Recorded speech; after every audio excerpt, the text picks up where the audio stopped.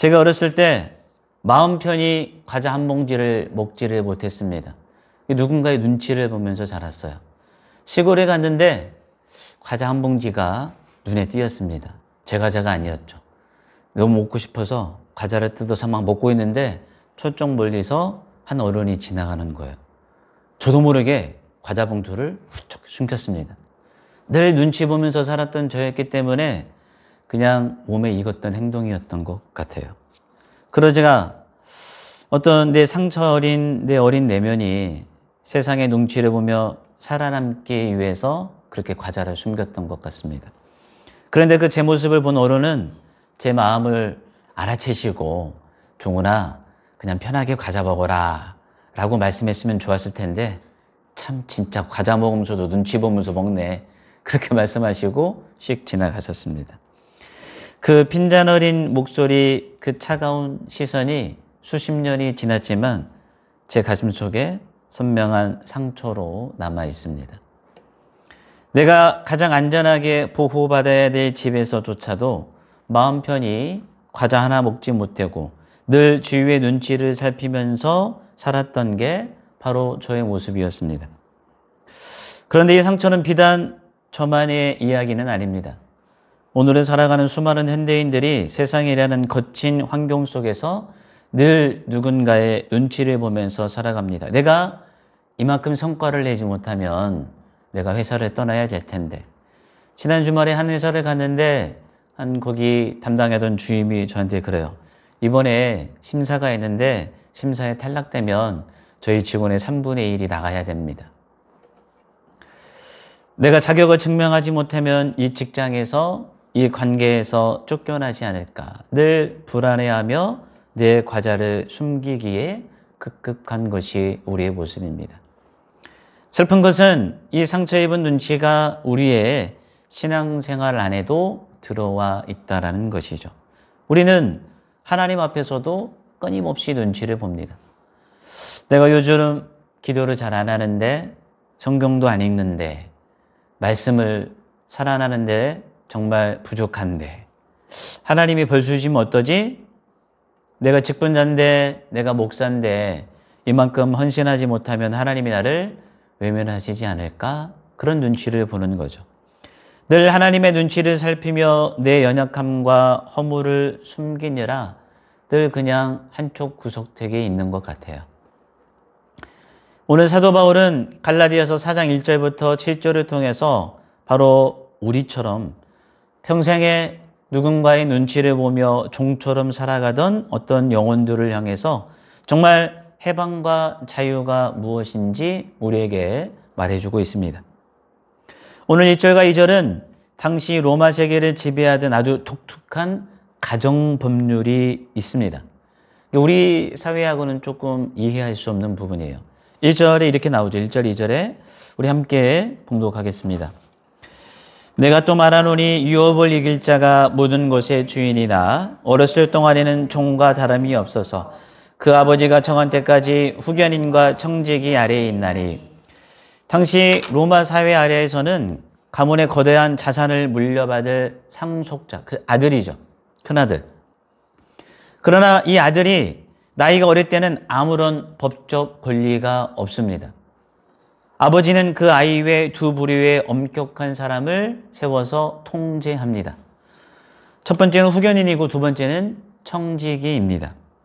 이 아버지는 대외적으로 바쁘기 때문에 아들들과 자녀들을 케어할 수가 없었어요. 첫 번째 후견인은 아이가 14살이 될 때까지 그의 신체와 일상을 감시합니다. 옷 입는 거, 밥 먹는 거, 걸음걸이까지 간섭하며 잘못하면 매를 될 수 있는 권한도 있습니다. 두 번째는 청지기인데 이 청지기는 노예 출신이에요. 그럼에도 불구하고 아버지에게 고난을 받아 아들이 성인이 될 때까지 그의 모든 재산을 관리하고 통제해야만 했습니다. 그러니까 오늘 본문 말씀에 1절에 보면 유업을 입을 자가 모든 것의 주인이지만 어렸을 동안에는 종과 다름이 없다. 그러니까 자식이고 내 모든 재산을 내가 받을 수 있는 그런 유산을 받을 수 있는 사람임에도 불구하고 성인이 되기 전까지는 후견인과 청지기의 관리를 받아야 됐습니다. 참 모순이죠. 신분상 이 집의 모든 것을 물려받을 주인입니다. 하지만 나이가 어리다는 이유 하나 때문에 실상은 자기 집 노예인 청지기와 고용인 후견인의 눈치를 보며 숨죽여 살아야만 했습니다. 바울은 이 상태를 종과 다름이 없다라고 표현하죠. 아이의 일상을 지배하는 것은 아버지의 어떤 따뜻한 정이 아닙니다. 후견인이 들이미는 차가운 규칙과 채찍밖에 없습니다. 이 로마법의 풍경이 바로 서론에서 말씀드린 제 어릴 적과 좀 같은 거예요. 어릴 적에 내 집인데도, 내 아버지의 집인데도 마음 편히 과자 하나 먹지 못하고 인기척 하나에 놀라서 과자를 등 뒤로 숨겨 했던 그 가슴 아픈 일. 그러니까 바울이 고발하는 후견인 아래 갇힌 종의 눈치라는 것입니다. 그래서 바울은 3절에서 이 상태를 영적으로 이렇게 말합니다. 이와 같이 우리도 어렸을 때에 세상의 초등학문 아래에 있어서 종노릇하였다라고 말하죠. 여기서 말하는 세상의 초등학문이란 어떤 인과응보의 법칙 같은 겁니다. 내가 이만큼 해야 자격을 주겠다. 내가 완벽해야 너를 용납하겠다. 어떤 율법주의자들이 들이미는 차가운 규칙과 같은 것입니다. 우리가 왜 하나님을 믿으면서도 여전히 눈치를 봐야 되나? 내가 오늘 똑바로 살지 못했으니까 하나님이 나를 벌 주시진 않을까? 내 앞길이 엉망이 되지는 않을까? 내가 자격을 증명하지 못하면 이 울타리 밖으로 쫓겨나 버림받지 않을까? 하나님의 눈치를 살핍니다. 신부는 하나님의 자녀라고 하면서 여전히 두려운 마음, 채찍에 맞을까봐 늘 두려워하고 종노릇하고 있는 것입니다. 그러나 로마법의 비유 안에는 아주 놀라운 반전이 있습니다. 2절 끝에 보면은 이 후견인의 통제는 영원한 것이 아닙니다. 그 아버지가 정한 기한까지만이라고 되어 있습니다. 당시 로마에서는 아들이 언제 성인이 되어 상속권을 가질지 결정하는 최종 권한이 친아버지의 재량에 있습니다.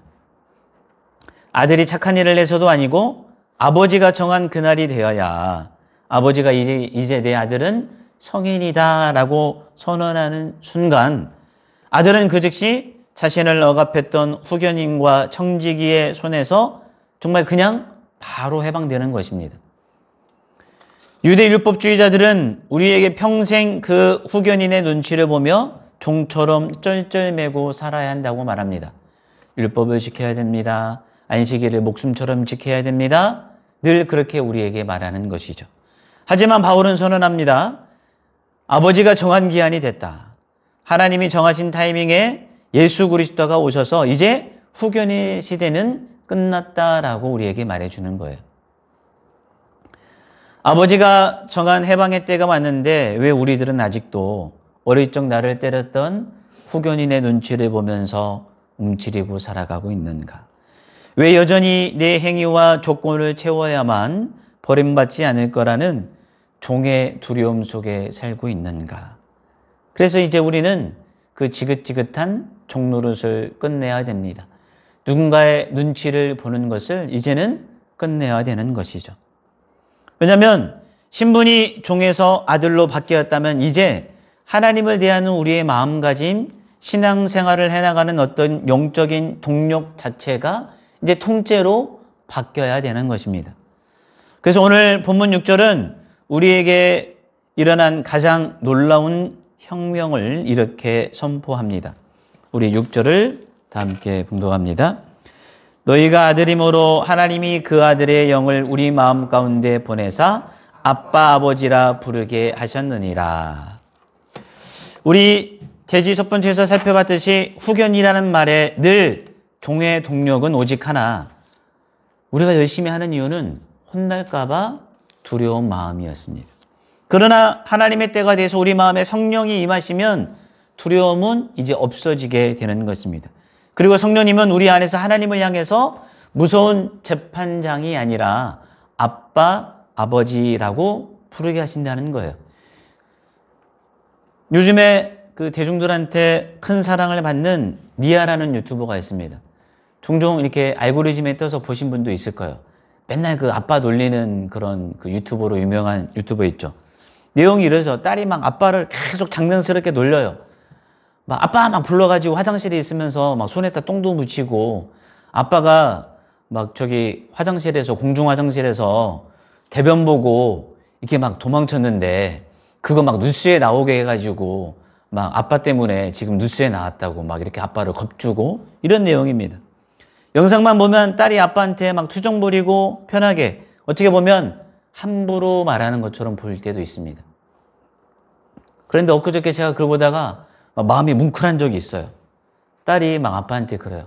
아빠, 사람들이 나보고 참 못생겼대. 그래서 마음이 우울해. 그러니까 처음에는 아빠가 막 장난으로 막 받다가 아니 엄마, 너 엄마 사랑스러워. 막 이런 말을 하는데 진짜 막 딸에 대한 사랑이 막 얼굴에 나타나는 것 같아요. 그래서 댓글을 보면 우리 아빠도 그랬으면 좋겠다. 저 부녀의 티키타카가 너무 보기 좋다라고 사람들이 막 열광을 합니다. 사람들이 그런데 진짜 집중해서 보는 것은 딸의 어떤 짓궂은 장난이 아니라 그 장난과 투정을 다 받아주면서 간간히 묻어나는 아빠의 깊고 묵직한 사랑일 것입니다.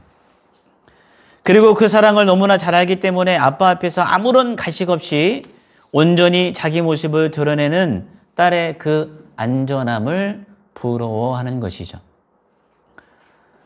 여러분, 그 딸이 아빠를 놀릴 수 있는 이유가 뭐냐? 내가 이렇게 아빠를 놀리고 장난을 쳐도 아빠는 결코 나를 버리지 않을 것이라는 안전함입니다. 그런 확신과 신뢰가 있기 때문에 그렇습니다. 만약 아빠가 조금만 잘못해도 매를 때리는 엄격한 후견인 같은 존재였다면 딸은 숨도 쉬지 못하고 눈치를 보고 늘 그렇게 살았을 것입니다. 복음이 말하는 아빠, 아버지의 관계가 바로 이것입니다.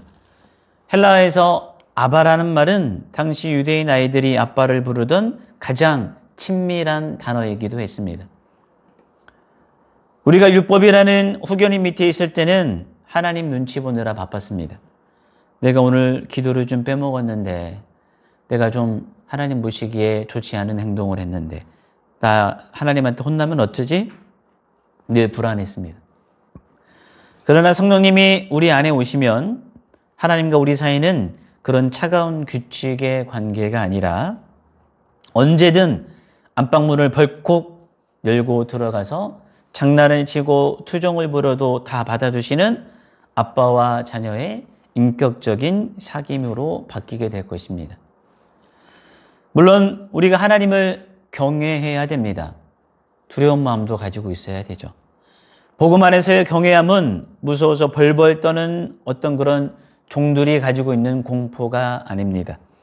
나 같은 죄인을 조건 없이 용납해 주신 아빠의 사랑이 너무나 커서 그 아빠를 사랑하고 싶고 그 아빠를 기쁘게 해드리고 싶어서 자발적으로 우러나는 사랑의 어떤 고백이어야 되는 것이죠.